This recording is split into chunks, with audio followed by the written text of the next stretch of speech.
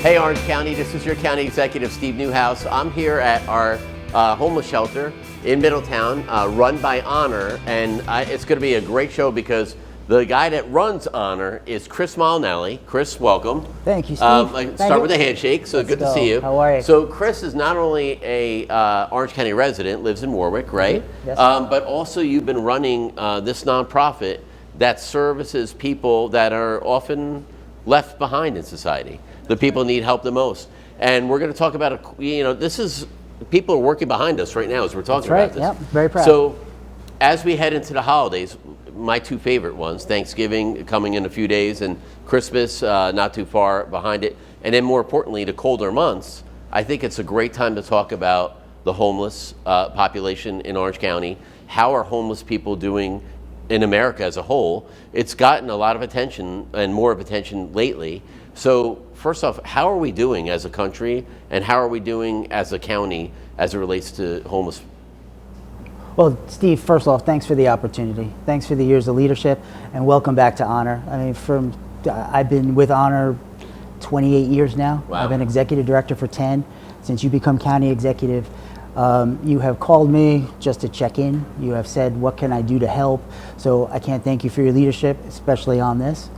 But with regards to where we are as a nation today, with regards to homelessness, I mean, there is no doubt that the numbers are up across the nation, through every state, through every municipality, and those are facts. I mean, where we can debate or what we can look into is why, and whether it's just affordability or people just down on their luck, or, in some states, the bail reform has impacted that greatly, or just, individuals just needing the second chance to thrive in this nation that's given the opportunity to so many.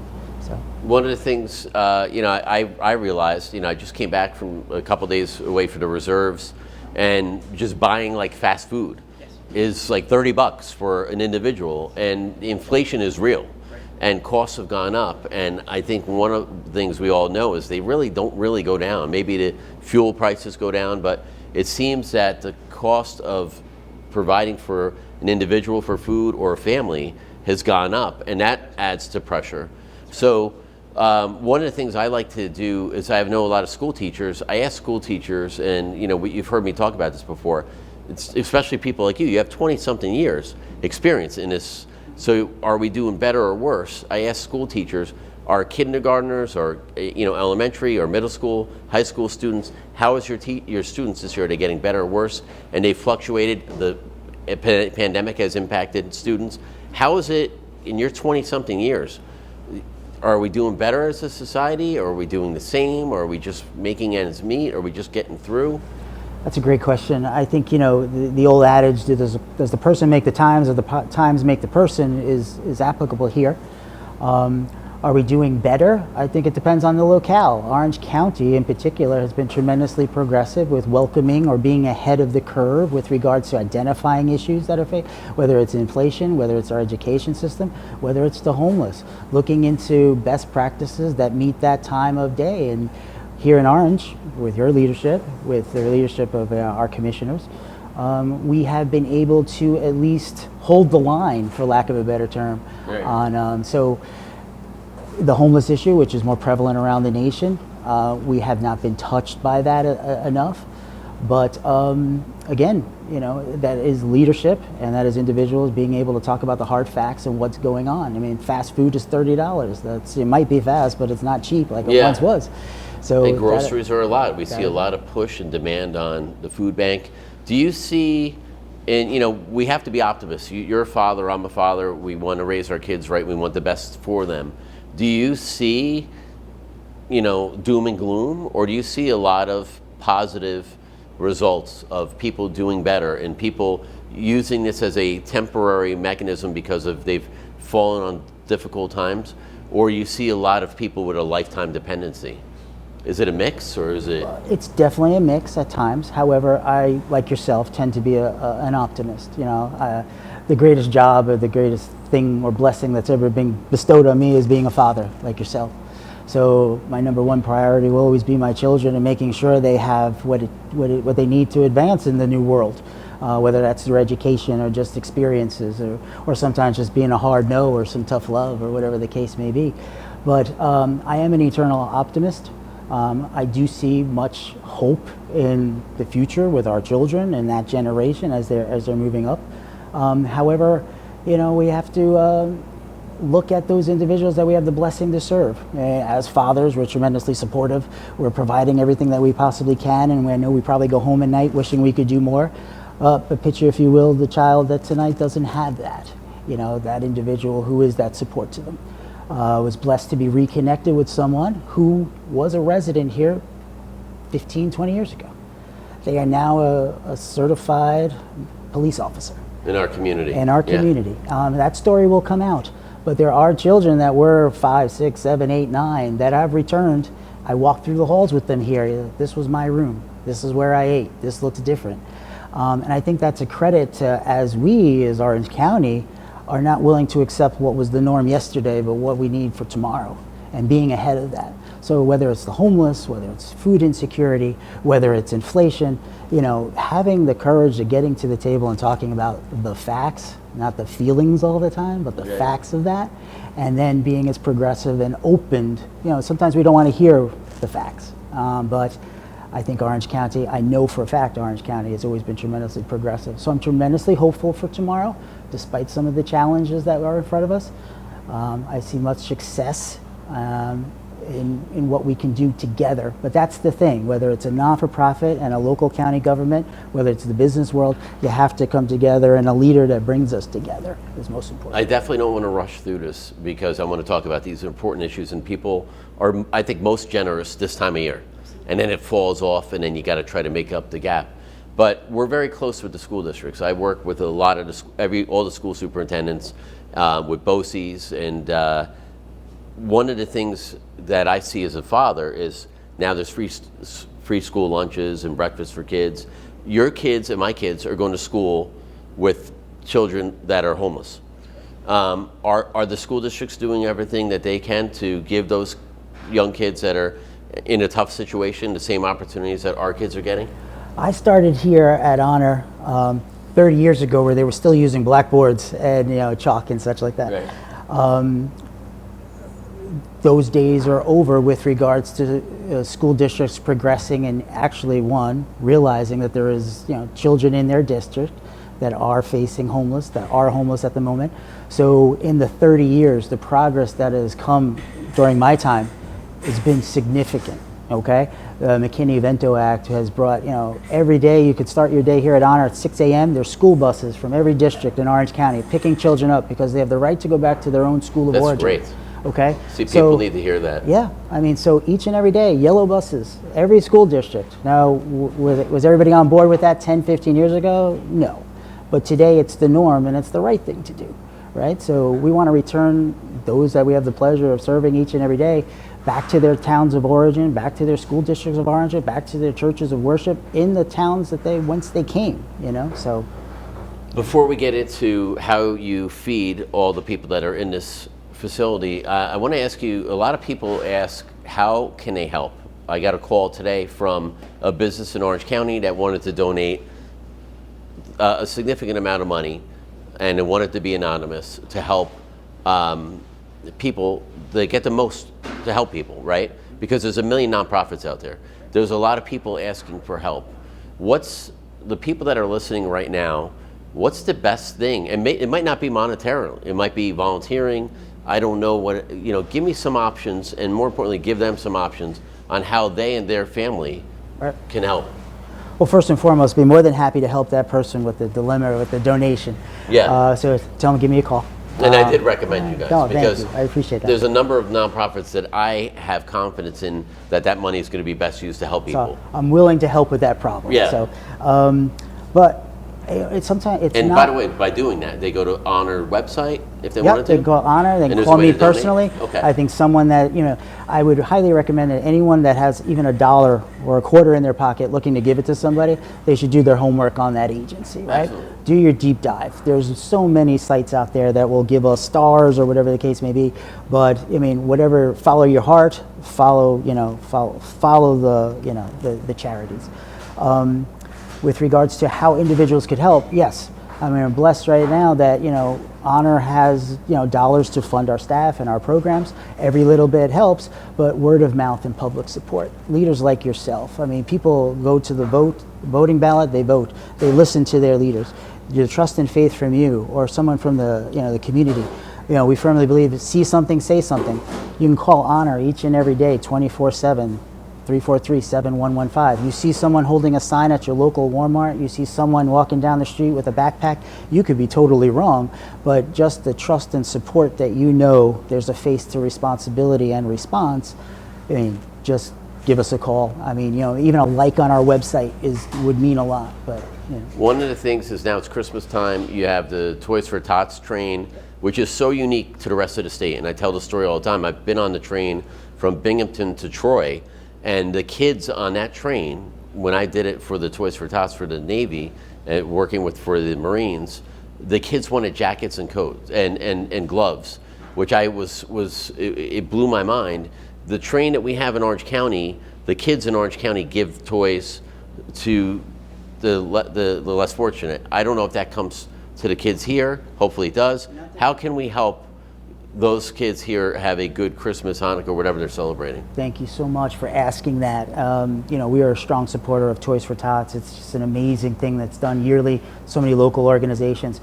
But believe it or not, this holiday season, we're going to be helping Santa with gifts for 160 children 18 and younger. Here, or under your care? Under our care throughout the agency. And how can people listening help you with that problem? There's a campaign called Winter Wishes, can be found on our social media, or give us a call here at 845-343-7115. Give us a call. You can sponsor a family, you can sponsor a toy. It does tug at the heartstrings that an 8-year-old on their Christmas wish list, instead of asking for that new race car or the new action figure, is asking for a coat or a pair of socks, all the gifts that a lot of kids are going, rip open and put to the side. But Steve, it's the reality that, this year alone, we got a Santa list, and they just want their own bed. How does that? That shouldn't happen, but it does. So you're taking care of over 100 kids right now. Give me the range, or give the listeners a range of how old they are, youngest to the oldest. Okay. Well, we go to the definition of child here at the Adult and Family Shelter. So that's the oldest child is 17. But my youngest, as of a couple of days ago, I was saying was only days old. I was corrected. So you have a newborn? Well, I have a newborn, but I stand corrected because I was informed that our youngest resident will be arriving on December 21st. Wow. So we have a mommy that's expecting a bundle of joy right before the holidays. Wow. So our youngest And I say this because they're loaded questions. I've been through this with you. Yeah. Yeah. So our youngest resident is to be, and they're on their way. So safe, healthy arrival is our hope. So you have this big apparatus. You also have a lot of outstations. I hate to say it like that. Yeah. I'm standing here with a box of apples. You got an apple in your hand, onions, canned food, peanut butter. How do you make this, and how does Honor make this work? How many meals a day are these folks getting? If they're going to work, are they bringing a lunch with them? Do they come back and get lunch for dinner? Like, we had a thing called mid-rats on an aircraft carrier or at a base. There's food for people that are working the late shift. How does it work to feed everybody that's here of all different ages? It is, when you're asked the question, then you realize that it's possibly a challenge. But when you're just in get done mode, as you know, sometimes you just have to rise to the call of duty there. But we'll break it into two things. If you're a resident of Honor staying in our shelter here, we're producing over 100,000 meals a year, all under the regulations and specifications of the Department of Health, local and state, as well as as well as OTDA, our licensing body for the shelter. So all 5 food groups are so 100,000 meals, and then we have to meet some of the dietary restrictions or dietary requirements and stuff. So 100,000 meals. And how do we do that? Good, dedicated, trained staff that feel they come to work for somebody, but why do they come to work is what I try to tap into, right? There's policies, there's procedures, there's regulations, but why are they here? Why are they doing that? So trying to find the individuals that, yes, you have a job description, but what are the intangibles? Do you have the grit? Do you have the tenacity? For our cooks, they're the most criticized of any of our staff because everyone's got a palate. Everybody, is a 5-star. I have that with the senior homes. Exactly. It's not salty enough, but they also have to watch what they're feeding people. Right. So get here, you're sitting in our honors food pantry. We had the blessing last year of assisting 70,000 individuals with food. How do we make that happen? Again, with great dedicated staff. But the food pantry you're sitting in has a very unique funding source. That's through the Department of Health. And we were awarded, it was a highly competitive, only 7 agencies were awarded through 15 counties. Honor, we threw our hat in the ring, we tried, and we won. And we have the blessing of not only putting food on people's tables and in their bellies, but also supporting our local farmers. So 80% of our grants is going, if you are a certified vendor or farmer who has extra or a little more, or you want to be a vendor, these apples, these onions, majority of the fresh produce, the poultry, the cattle, locally. It's all local. I mean, I'm informed that, and I'm proud to say this, we doubled the production of a local dairy farmer and very local here. So, we are getting shipments, just as the yellow buses are pulling up taking kids to work. I'm getting my poultry from this farmer, our milk is arriving daily, our eggs are arriving daily, and that's, we're not only supporting those that might be battling food insecurity, but we're also putting dollars into the pockets of the heartbeat of America, and that's our families, our farmers. One of the things you mentioned was bail reform, and we're not trying to get into the politics of it. It's just the fact that people are no longer getting some of the help they need. Mental health, maybe job preparation. What happens to the men, the single men that are here, the families that are here, the single moms that are here? Do they have the opportunity to counseling if they need it, job preparation if they need it? How does that work? Yep. So we have a dedicated case management team. So anyone staying at the shelter is assigned a case manager. Intake paperwork are done within 24 hours of your arrival and such like that, but then you're assigned a case manager. And the goal plan is very in-depth, from keeping something simple as your immediate bedroom area clean, and we all have different definitions of clean, to the more elaborate, getting your emotional and physical health under wraps. You got to start there. You got to put food in the stomach. I mean, you got to start there. But job placement, work placement. Again, we work with many not-for-profits throughout Orange County that we refer to, but we also have a very robust transportation system here. Honor has a fleet of 20 cars, so we're constantly on the go. So people come here and they have all their life's belongings with them in a couple bags or a sack, or they come here with the shirt on their back? Both. And they come here tonight or tomorrow morning with their kids or without, and you're able to outfit them with the bare necessities to get by or to get back on their feet, right? I certainly hope so. Again, it's, I think we had the blessing of housing over 1,000 men, women, and children here last year. When we start to group the number into the 1,000, we also have to remember that it's each individual engagement. So I want to ensure that we're meeting the needs of each and every person to the best that we can. So it's it's difficult when you're looking at the number of 1,000, but how am I telling that story to that person of hope 1,000 times? Whether it's the child or someone in their 80s or the veteran or the single mom or the domestic abuse victim. I mean, it's just very difficult. If you could pinpoint, what is the single biggest point of the reason why a family's here, a single mom's here, or a single guy my age, your age, is here? Is it because they had a bad set of cards, they had bad upbringing, alcohol or drugs, economics? What is the single, in your opinion, biggest reason why people are homeless in Orange County or in America? There's so many that come before me that are much more elegant and much more educated on this situation, Steve. So I'm going to give you my 28 years of, it's a lack of a family support system. It's a lack of upbringing, you're meaning? I've seen individuals from every economic walk of life, every religious following, every political field. It does come down to when someone is in a traumatic moment, and we've all had it, whether it could be a loss of a job, a loss of a loved one, the life of a loss of a loved one. It could be something even simpler than that. They failed a test or they got cut from the varsity football team. And I don't mean to break it down, but then that lack of support of someone at the other minute to go, I got you, I'm here for you, here's your support, So I do believe it's that, and a loss of hope. We could talk about the physical wounds we've all seen as, healthcare workers or emergency shelter workers, but there's nothing more damaging than a soul that's lost its hope. So I do believe it's a lack of that initial support system, and then that belief that there is no hope for tomorrow. And then we can get into, lack of affordability and this and that and X, Y, and Z. But I think it starts here. I mean, do you have the grit? Do you have the tenacity? And it's okay when you take a knee. We all know we all fail every now and then. But who was that support system that helped pick us up? I was blessed. I know you were blessed with that from time to time. But when we have failed, whatever it was, that there was someone there to help us pick us up. No matter what time of night and day. I mean, that's why I'm so proud of Honor. 24/7, you can call here, there's someone on the line to pick up the phone.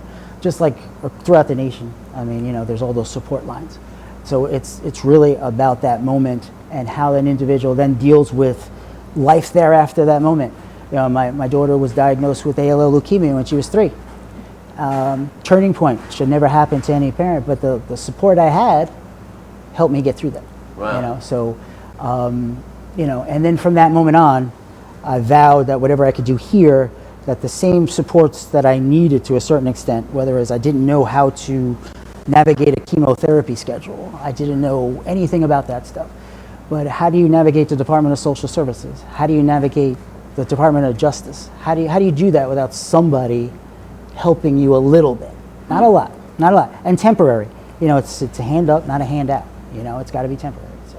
Here's a $1 million question. Everybody sees homeless people, right? You're walking in New York City, you're walking in one of our towns or cities, you're at the stoplight and they're begging for money with a sign. What's the best thing that people should do to help that? What's the best help for that man or woman? Or sometimes now you're seeing families sitting there. What's the best thing that you can do to help that individual? I would say contact your local provider. In this case, it would be Honor, okay? I would say you could contact your local law enforcement, but once again, we've put such strains on our local law enforcement that we're asking them to be social workers and we're asking them to be medics. But, when you have the trust and faith of your local government and, your state and federal governments to provide the service we are, put your trust and faith in us. And again, you could see someone holding a sign, but you don't know the story behind that sign. Just call the individuals who can begin the engagement and begin that process, I'm not saying don't put the dollar in the cup if that's what your heart tells you to, but we do realize that we need to begin engagement as a community with that person to help them move on to something bigger and better, hopefully. And that individual or those individuals have a right to be there, or whether they do or not, if they contact your organization, you will have somebody come out, and I've seen this happen, and say, why are you here? What can we do to help you? Absolutely. Can we offer you X, Y, Z? Yep. Now, normally it takes on average 3 to 5 engagements with an individual before that trust really begins, okay? Well, with regards to your first question, can they be there? Well, it depends on that municipality, it depends on the ordinances. I can't go on private property, so if someone's on someone's porch, I would need permission there. Someone's standing in Walmart, of course we can engage with that person, but it all depends on the property. If there's an encampment we have to talk to the state, but we can engage on multiple levels. So I'd love to just say, and I will, give us a call. We'll send our ETA on arrivals to individuals holding signs. I like to believe is really impressive. Sometimes we're in there within the hour, begin the story. Doesn't mean that person will be removed because homelessness is so visual, right? Homeless person on corner at 1 o'clock, if they're still there at 2, you failed. But if they're not there at 2, you've kind of succeeded, although that's not the whole story, right? So I would say engage with your local providers, do have that open dialogue with your local elected officials and your funding and regulatory bodies, your local law enforcement, who Orange County is blessed with, as you know, so many departments. Even from the fire department, as we're getting into the colder season, we do know that if you don't have heat in the tank, oil in the tank, or the ability to warm yourself, we might see an increase of fires and such. So being lock in step with them, so when they encounter individuals, to give us a call as quickly as possible and help us begin that dialogue. So we've had companies like Legoland came in and sponsored a sensory room, and not only Legos, but for children that might be on the spectrum or might need a little extra for help, support. Companies that are listening right now looking for something can sponsor whatever. What are you willing to do? I remember one company sponsored paint. Remember right. We did that, right? Yeah. For a mural right. that was done here. So you mentioned a few years ago when Legoland moved into Orange County, Honor was blessed with Merlin's Magical Space, and that is a Legoland themed room. It was the 10th in the United States, the 50th in the world. Oh, wow. It was the first in a homeless shelter. Normally they're placed in pediatric cancer wards, and not to go back to that, but that's a fact. Larger institutions, but through relationships and trust, we were vetted through Merlin's Magical Space and Legoland. So believe it or not only after all the state entities and the local county entities, I do have Legoland coming in to make sure my space is up to par. But yeah, I mean, there's so many initiatives. We're working very closely and very feverishly in hopes of, maybe needing a new place that we'll need new beds for. So right now, some of the beds that I have here were generously donated by West Point many years ago. So it's those little things, and even if it's just pillows, or you want to help us add to our food pantry here, although we got that covered. What's ever in that donor's heart, I mean, I will ensure that dollars go there. If your heart's towards the youth, if your heart's towards the more mature of our population, I will, I have many ways to help you fulfill that need. So just to wrap it up, you guys do God's work here, and I've seen it myself. People are generous. Americans are probably the most generous people on earth. They've always been said. But don't just show up here with stuff.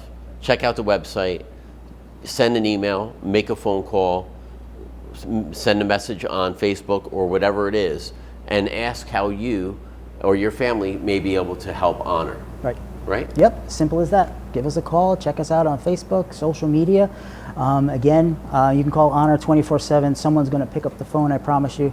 You reach out to me directly, I promise I'll get back to you as soon as I possibly can. There might be a way that they're not thinking on how you might have a need that they have something to fill. We are blessed to touch the lives of over 95,000 people last year in the Hudson Valley. I'm sure if there's something that if tugs at your heartstrings, I can match that if you choose Honor for that blessing. Yes. Great. Chris, thank you so much for your time. Folks, thanks for listening. I think we gave you a little bit of a snapshot of where homelessness is in our community, where it is in America, and how we might be able to help. Yes. So, thank you, sir. Especially during the holidays, and obviously after. Yeah. Thank you for joining us. And Chris, thanks for hosting us here. Thank you, Steve. Thank you for everything. I appreciate it.